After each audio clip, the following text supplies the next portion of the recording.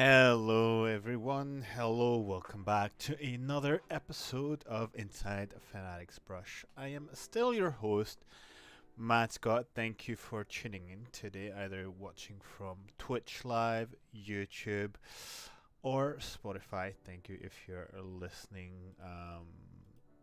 as we jump into a new week of a spring split.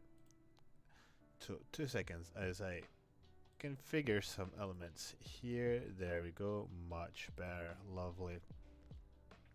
Week 2 of LEC Spring Split finished, and we've seen quite a lot of, let's say, interesting games going in. So we'll be looking at that with obviously Fnatic NG2 really standing above the rest. We'll have to talk in length about Fnatic's return to 3-0, which wasn't the case since the second week of summer 2023. I know lots of you said, oh, Fnatic never had a 3-0, or it's been years since Fnatic had a 3-0, and I'm here to correct you all. It hasn't been this long, as we were popping off with Noah and Trimby's arrival in summer of last year, but we'll talk all about that later on. For today's segment of the focus, I had started going with humanoid, as I usually like to do it on one player. But as I reviewed the games, I was having a hard time to actually either pick between humanoid and Razork, and I was like, you know what? I think it's time to talk about our jungle mid duo, so that's what we'll be doing later on. And finally, talking about predictions, as we usually do.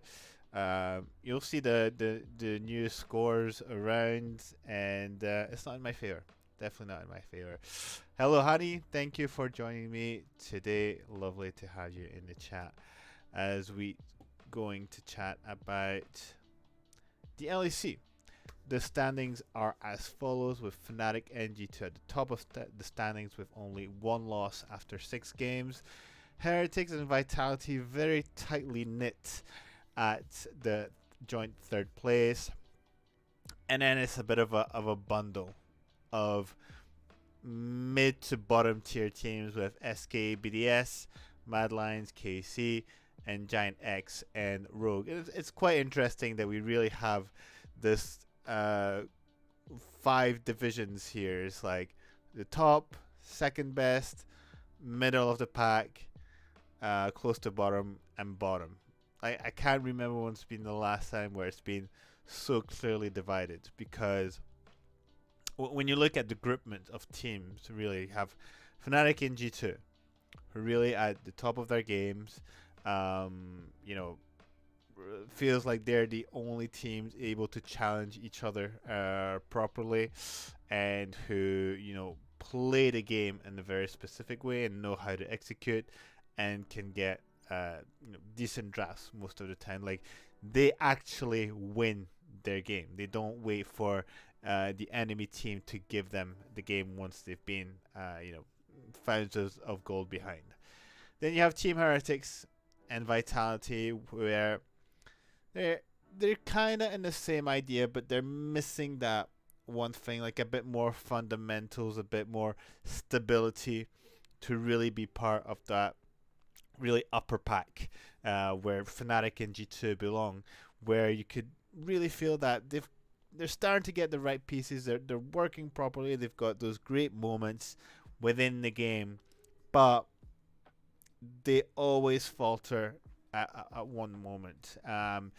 Team Heretics, there's been those games where it's been very close, and they, they manage to capitalize on the enemy blundering, and what they do well is taking that advantage and keeping control. Team Vitality has also had a lot of back and forth games, and has had those unique games where maybe one player is gonna stand out. Like, you had the game with Rumble on Photon, where he really 1v9'd the game. You had the Jax game on Douglas, who's also been picking up pace recently, in my opinion, and starting to really fit into his role while also being quite smart in terms of his pathing. So he's really able to give those advantages, but at one moment it sort of collapses, and that's why they're not there yet. SK and BDS, I feel it's quite interesting because you're looking at two teams that were rather decent in the previous split, especially BDS, third place in winter, completely crumbled. Um, it's very hard to recognize what they did on the on the past split, sorry, and the lack of coordination, which was their strong suit in winter, has completely disappeared. The executions are very sloppy. The map play and the macro overall is terrible, even non-existent in some cases, and the capability of controlling the advantages that they get really different from one game to another. Like especially SK. SK gave us some amazing level in their last game of the first week, and then this week complete fiesta. And it's not just them, I wrote fiesta everywhere. It's for a reason. Mad Lions, K Corp, Giant X, Rogue. Mad Lions fall from grace completely. They seem to have lost that spark in them, which made them so special, and they feel like they're relying too much on their mechanics, which was their strong suit. But it felt like the synergy that they had built in originally was really what made them different and have that early advantage in Winter Split. And it really feels like what I had sort of discussed and predicted in the preseason, the pre-split, was that I feel like potentially Mad Lions has peaked in winter, and their ceiling might not be as high going into spring, and so it's either they stabilize or they drop. I was not expecting them to drop this hard, really. So I was expecting them this week to sort of bounce back after the terrible week one. It's gotten worse, or maybe not worse, but it's not improved for sure. And they're finding themselves fighting with K Corp, which I think is quite funny because it's really the sort of new rivalry in the LEC between the both fan bases. And the game that happened between them, well, it sort of flipped around where the first time they faced off, it was Mad Lions completely crushing Carmine, and this time it almost felt predictable that Carmine was going to win against Mad Lions, showing the form that they had in their recent games. And then Giant X Rogue, put quite simply, do not have an identity. It's very boring to watch them. They do nothing all game, and they just wait. There's no proactivity in their plays, and I'm trying to think if there's even like one standout player that at least is trying to make things happen, but it doesn't even feel like it's the case. Like for Rogue especially, you would expect someone like Larson to be the flame that ignites this team. Like he's a bit of a playmaker himself, and he's completely fallen from one of the best mids of the region to someone who's just trying to get by. Basically, that's what it feels like. Giant X, very much the same. I don't know what's happening with Vodawamne. Can't recognize him. Like, even within his laning phase, he used to be so good. Like, such a pillar of the laning phase. And even that, he doesn't have it anymore. So, I think we really have a perfect picture, perfect representation of what the league looks like. And I would go even further into saying that for me, it's really Fnatic and G2 are really competing for that top position, that really look like teams that win games by themselves, that have probably amongst the best macro, the best team fighting, and some of the better drafts. You know, Fnatic probably has the smartest draft, I would say, where they definitely look prepared and they anticipate what the opponent is likely to pick, or bait the opponent into a pick to bring out a sort of unexpected champion in the draft. And G2 has more of that flexibility of that extended champion pool where they can really surprise by picking anything and say, you know what, we can flex it probably across 2 or 3 of our players because we have that capacity. So, you know, when you're dealing with those calibers of those of teams, if the rest of the league is not competitive enough, it feels like, you know, they're really gonna stand above everyone else, and they're just gonna duke it out between each other because of the format, which is only 9 games. We're not gonna be able to see or to confirm that element until we go into the playoffs and both teams face each other eventually in, you know, the next best of threes, best of fives. Because the way it's going right now,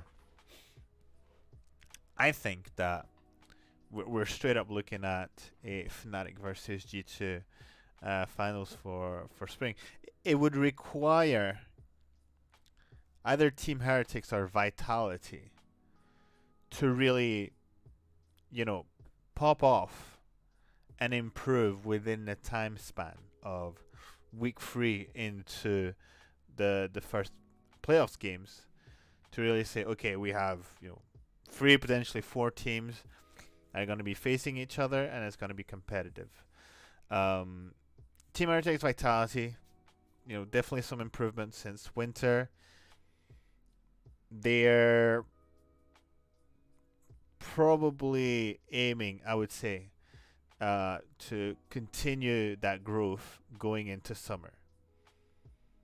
Unless, again, they manage to accelerate their improvement. And it might be possible with, if I had to pick one of the two, probably with Vitality, because they have Mac. I rate Mac very highly. I think he's a very, very smart coach, and he's always able to bring out the best out of his players.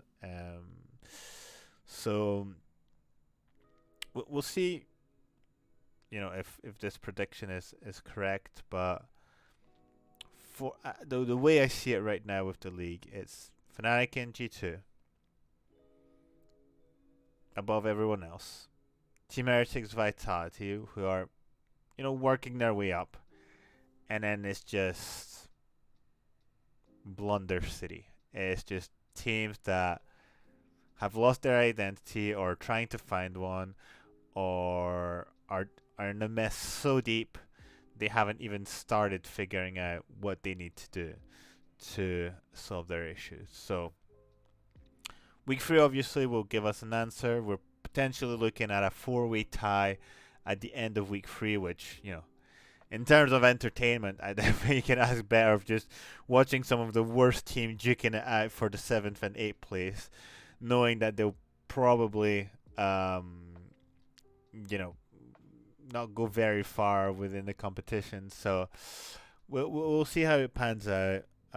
But it's very hard to say at, you know, first glance who's gonna make it out. You know, Carmine Corp, they have 2 wins, but they were able to lose against Rogue, which, I don't know, it's not an inspiring team. And they don't necessarily have the easiest schedule as well. They're actually facing teams on the upper side with, I believe, Team Heretics and Vitality. So, you know, I think for all four of these teams fighting for the last two spots, there's nothing that's easy for them.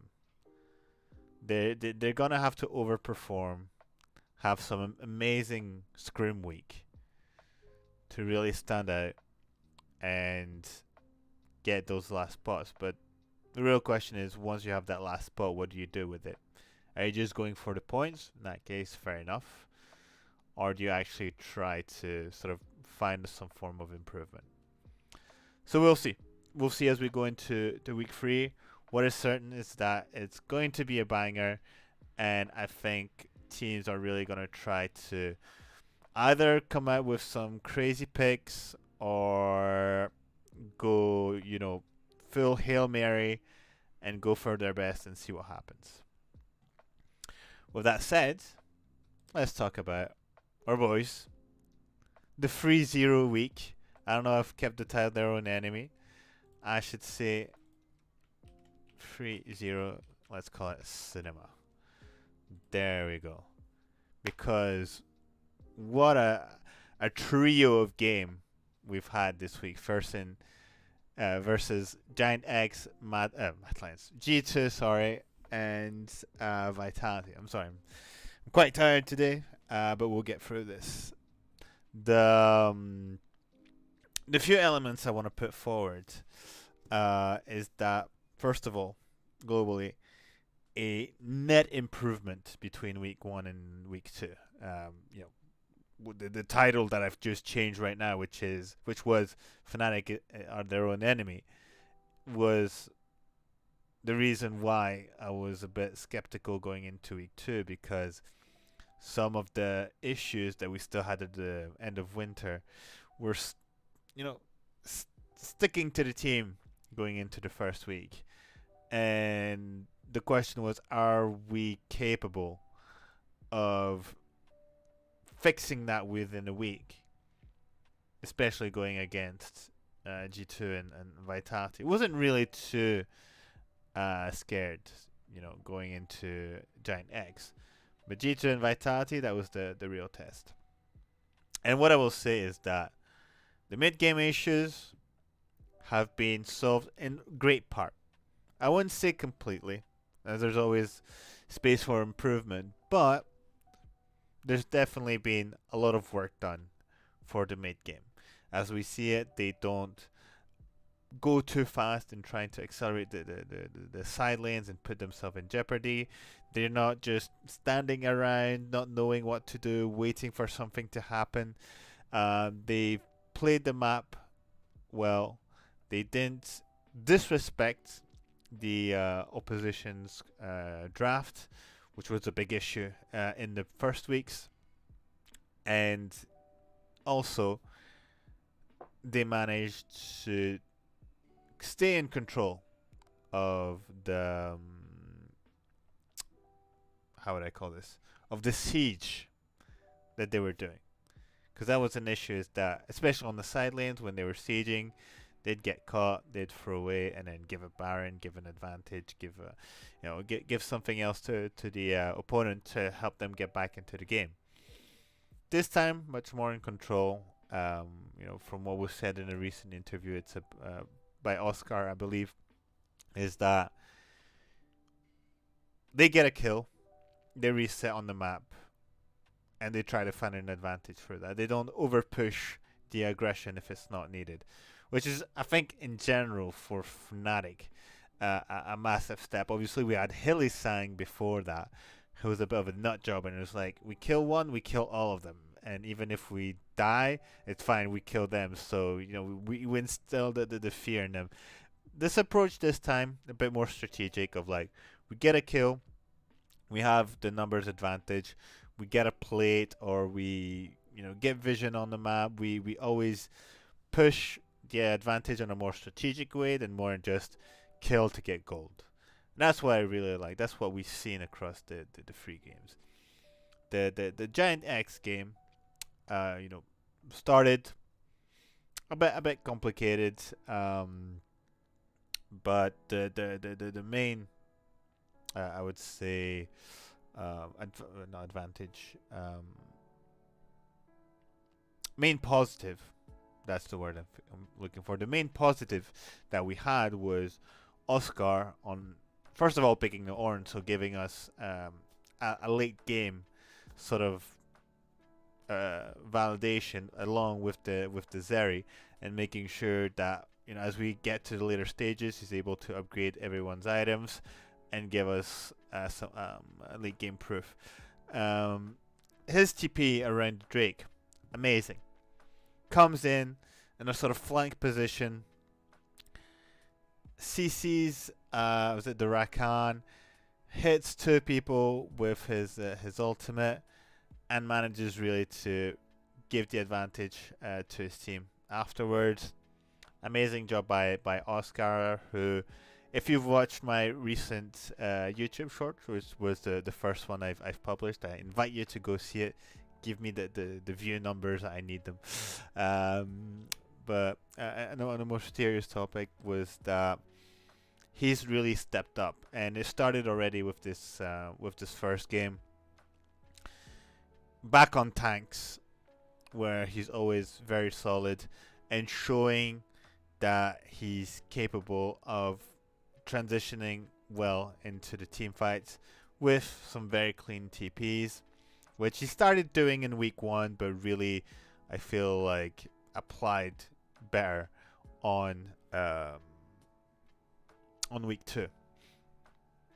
So the Giant X, clean game overall. G2 game was the one where we were expecting everyone to be at their best, and they turned up. Everyone turned up during the G2 game. It started off with a really good draft, baiting the Ari and the Smolder to then have a Talia, a Kaisa, and a Poppy, which I was very surprised G2 didn't ban. Especially when you're going to pick Lee Sin, who really can't engage when there's a Poppy around, and gaining advantages all over the map. Again, Oscar getting his first blood, amazing. You can say what you want. It's like, yeah, he's playing Cassante. Yeah, he's playing Cassante against a Gwen, and Gwen is supposed to shove Cassante under his turret, and he managed the matchup not only very well, but completely in his favor, which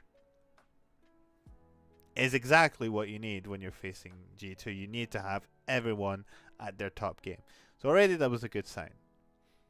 Following that after, obviously Smolder gets 2 kills and you get a bit worried. But that didn't last too long, as the moment Jin gets back to lane, gets a catch on Mickey, start trading, ends up with a kill for Noah onto Hansama. So he gets a shutdown, which is amazing. And he gets back lane prio. While that is happening, Broken Blade gets a bit too cocky for some reason, starts to proxy farm one too many times. And what does he do? He gets caught by Razork, who's positioning super well, and punishes him. So that's 2 deaths for Broken Blade onto a Cassante that's just gonna build more and more HP, more and more resistance, and gonna become a very nice front line for Fnatic, especially against a Smolder, who's an absolutely disgusting champion, and was the only reason why the game lasted as long as it did, because even with the, what was it, like 10k, close to 10k gold advantage, he still stays a threat, which is ridiculous for an ADC. And we've had the same example recently in the LCK with T1 against Guangdong, where because he just has so many stacks, he's just, you would feel like it's a massive bruiser standing in front of him. No, it's an ADC. But because his kit is absolutely bullshit, and he can frontline backline with one spell, and he can, execute you under a certain HP threshold, obviously everyone's gonna shit their pants because they're like, "Wow, this guy can turn the game in, one team fight that's slightly not in your favor." That should never happen. But with that said, some great plays around the map, good mid jungle synergy as well, with especially that 2v2 kill where Humanoid gets back into his lane, tries to poke away the Ahri. The Lee Sin is here. I think he kind of screws up his combo, but very well played nonetheless. Where Razork hammers out the Ahri, isolates the Lee Sin. Lee Sin gets flip flopped left and right. Nice kill for Humanoid. Then, if you've listened to the voice comm, they knew that Caps was gonna come in with the aggression, bait him, get a second kill, and from that point onward, it was dead. And even more just a few seconds afterwards when Razork roams bot lane, hammers two people out of the lane, isolates the area again, stuns her away. They chase the boys into their tier 1 turret. Humanoid goes absolute cinema moment, flips all the three of them, 3 kills, and that was that. Now, as I mentioned earlier, there's always the threat of how's Fnatic gonna manage their mid game, and that's what we were expecting, and they did really well. They didn't overplay their hand. They're being very respectful of the Smolder by not giving G2 a team fight, which is where Smolder is going to thrive. And instead, playing the wave, playing the lane pressure, playing the advantage on the map, and never giving the chance to G2 to play an actual full-on team fight. The only team fight that kind of existed was just around the Baron, where they isolate Yak, they kill him, and you can see already the Smolder being very happy, especially in that sort of chokehold area where he could, dish out his Q. Thankfully, we played the distance rather well. Get the kill on the Tam Kench, get the kill on the Gwen, Baron. Then continue to play, respectfully. Final push and a beautiful game by Fnatic, which really was a statement game against G2. This is where we were expecting them to be if they, were continuing with their improvement, and they sort of really sent a message to the rest of the league and to G2 to say, "We're back, baby. We're back." And on the final day, the test against Vitality, who is also a decent team and that can, finally easily upset, a top team. And it started very poorly. I'm not gonna lie. The Ashe and Varus pick, awesome. We have the players that are able to pull out this type of players. These type of comps, sorry. Amazing. Got a bit cheese with the double exhaust. Started, sort of chain feeding in the ball lane, but it was fine as Vitality kind of dropped the ball, fed 2 kills into Humanoid as they were trying to, dive bot lane. A good roam by Jun to help him get these double kills. At the same time, on the boss side, they managed to catch Douglas, who, again, when he does a very good game, there's always going to be that moment where he gives away his advantage. And the fact that Fnatic was able to come back into this game is an extra proof on top of the game against G2 to say we're capable of, making ourselves the advantage, but also pushing the enemy team into making mistakes and capitalizing on those mistakes. The draft, once again, was amazing, where you really had a run over Kalista comp with the Olaf, the Volibear, and the Karma, and you had an amazing CC duo, well, range CC, I should say, with the Ashe and the Varus for the backline. Overall, very well played. It's very hard to say, which player really stood out. Razork had an amazing game. Humanoid, Oscar really came back to his top level. Noah played his role as it was expected. Very good, Kaisa game with the build where he could poke from a distance, which really seems to be the answer against the Smolder. And June, who, as usual, has been the sort of quiet hero of Fnatic this whole time, but moves very well onto the map, gives the right vision, and always finds, it feels, the good angle to engage onto the opposition. So, no, what can I say? Very happy about the team. Amazing what they've showcased during those 3 games. Now it's all about confirming that on the final week. Since they're already locked in, are they going to allow themselves, to try a bit more picks? It could be.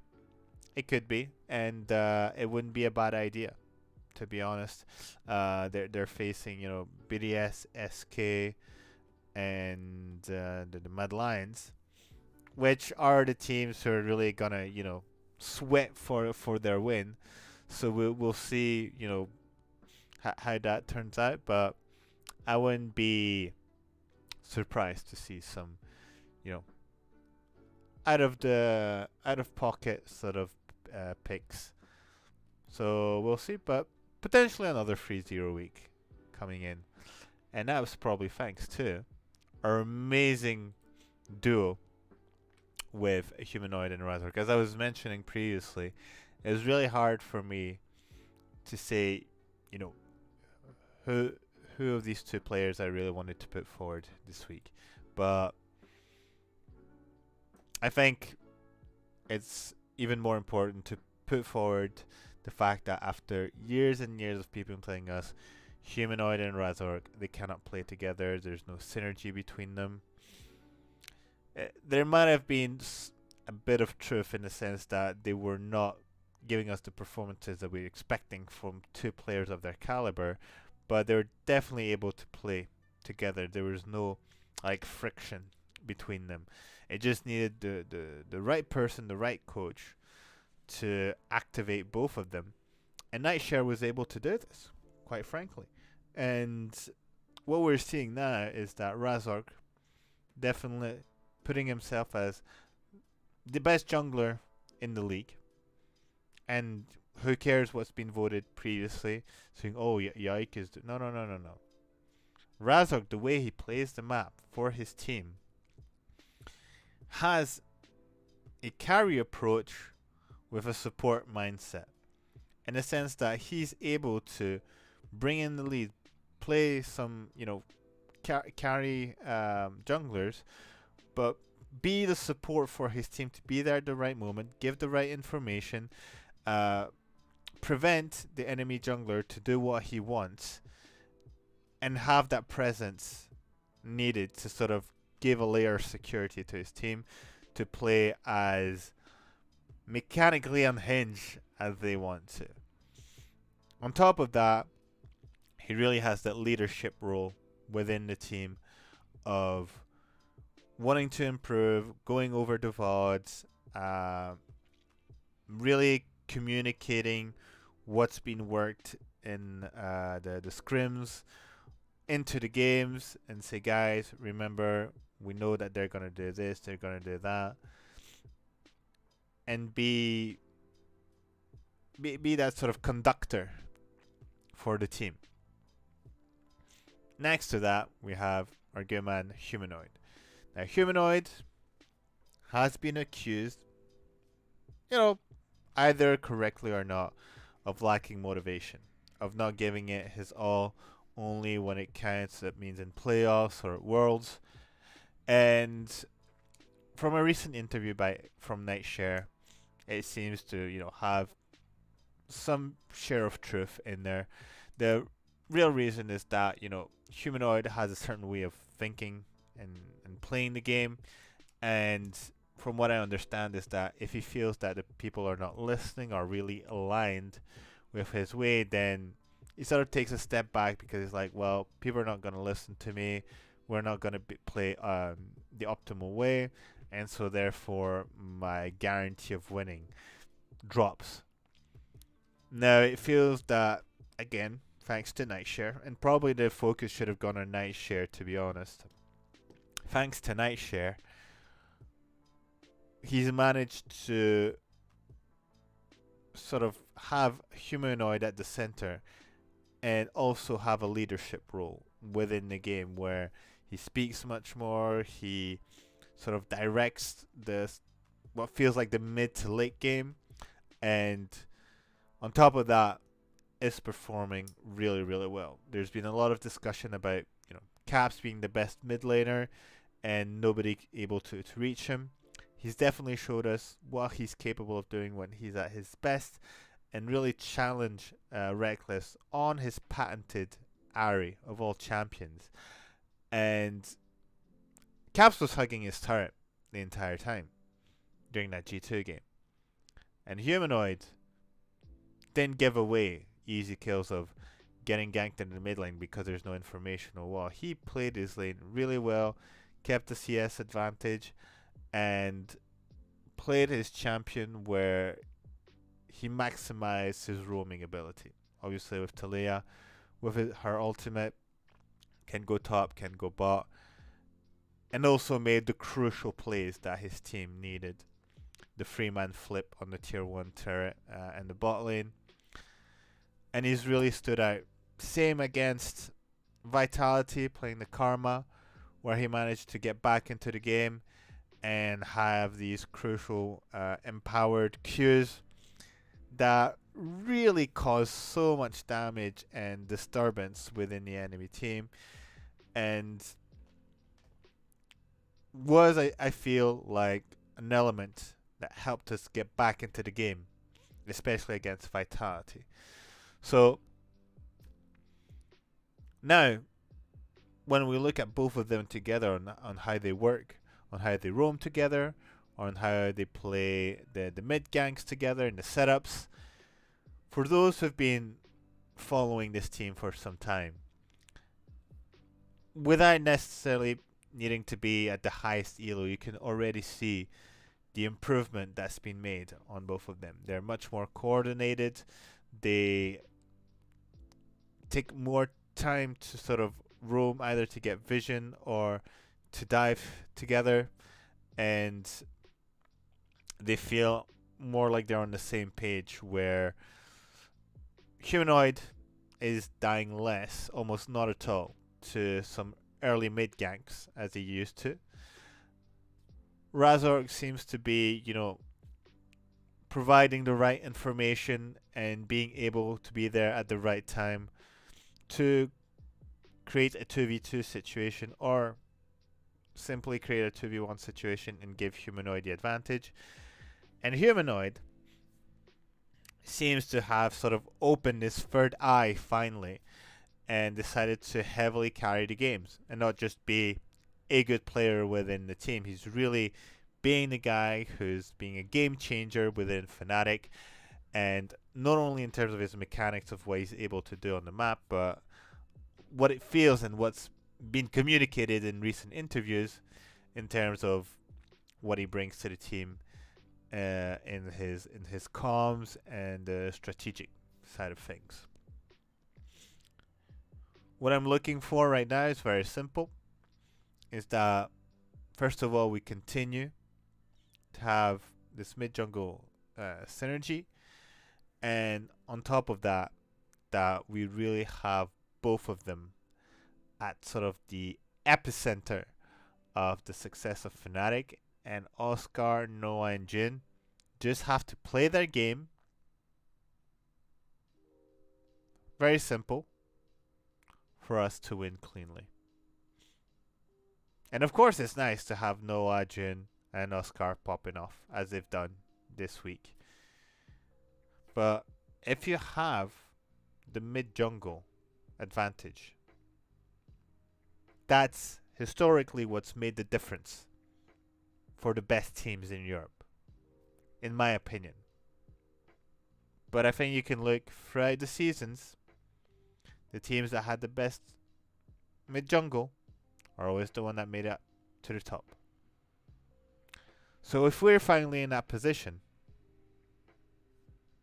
I'm gonna say it, and I know people are like, "Be careful, we're not there yet. It's just one game." But from for what we've seen so far from the team, and especially what's been generated by both of these players,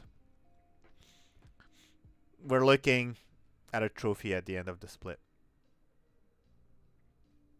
That's all. And I hope that I get to come back to this episode and say, I told you so. I told you so. That's the best feeling, right? So, again, we have 3 games to look forward to this weekend. We'll see how they perform. If they sort of confirm that form. And then obviously the bigger test will be in the playoffs, where maybe teams will find ways to counter this new synergy. But for me, it's looking in control so far. And on top of that, the vibes in the team are immaculate. So what can you do? It's looking very promising overall. But again, guys, I'm very curious about what you think.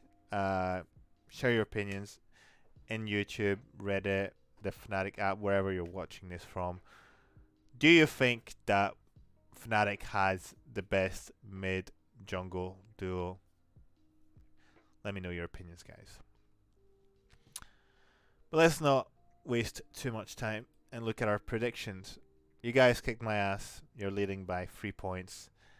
And unfortunately, there's not much to say about the predictions this week because, as it was explained at the beginning, it seems like the teams are very much set, very predictable, and we know more or less who's going to make it out.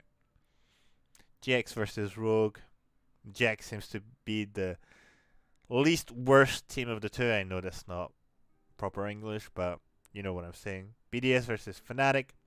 Should be a Fnatic win. BDS are looking absolutely disgusting. G2 versus SK. Kind of the same situation. Mad Lions versus Team Heretics. Team Heretics need to confirm their form and beat a team like Mad Lions. Vitality versus KC. Same situation. As for day 2.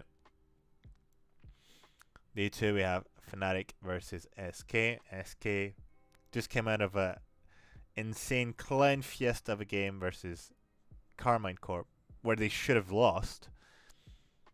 So, should be an easy one. Vitality versus Giant X, top of the standings versus bottom.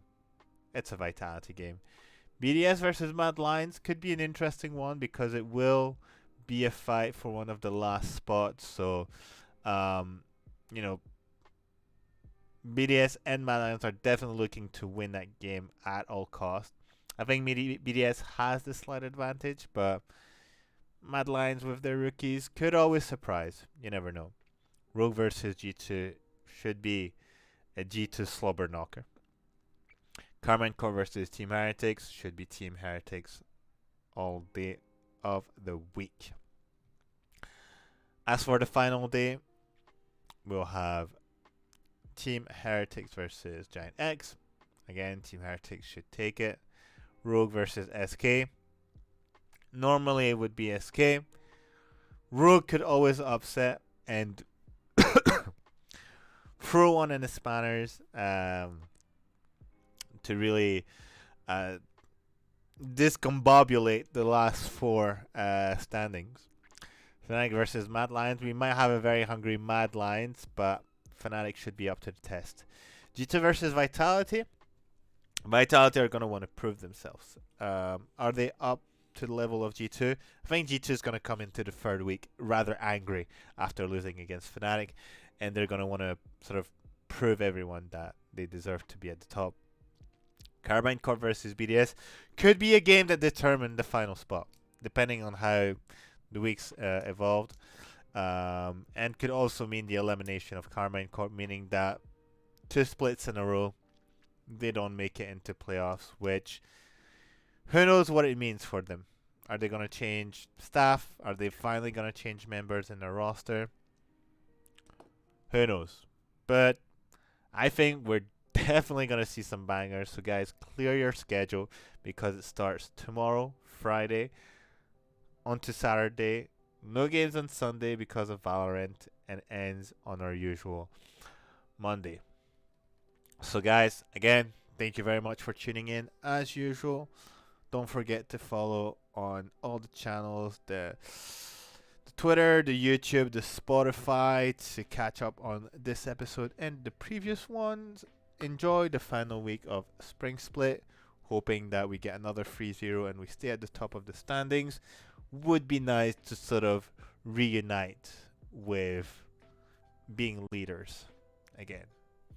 Enjoy the games, and you know it, as usual, always Fnatic.